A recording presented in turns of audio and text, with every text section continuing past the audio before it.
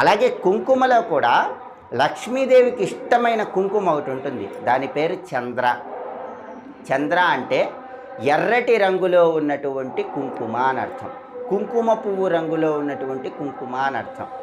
ఈ కుంకుమ పువ్వు రంగులో ఉన్న కుంకుమ చంద్ర అంటే లక్ష్మీదేవికి చాలా ఇష్టం. అందుకే ఈ చంద్ర కాస్త లక్ష్మీదేవి పాదాల దగ్గర వేస్తూ నమస్కారం చేసుకోండి.